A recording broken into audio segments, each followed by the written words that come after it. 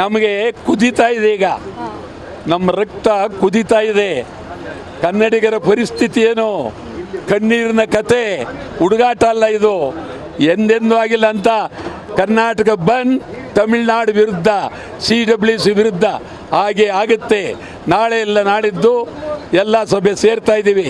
ಸಭೆಯಲ್ಲಿ ಕರ್ನಾಟಕ ಬಂದ್ ಬಗ್ಗೆ, ಅಖಂಡ ಕರ್ನಾಟಕ ಬಂದ್ ಬಗ್ಗೆ ಕರೆ ಕೊಡ್ತೀವಿ.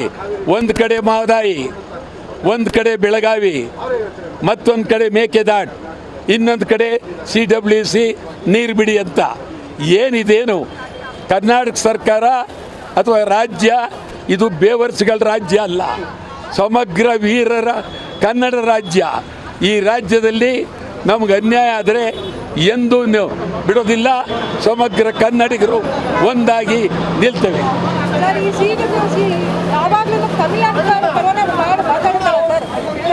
CWC ಅವ್ರು ಯಾವಾಗಲೂ ತಮಿಳ್ನಾಡು ಏಜೆಂಟ್ರು.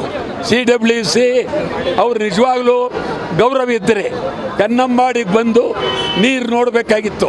ಏನು ನೋಡಿದೆ, ಕೊಟ್ಬಿಡಿ ನೀವು 3500 ಕ್ಯೂಸೆಕ್ಸ್ ನೀರು ಒಂದು ದಿನಕ್ಕೆ.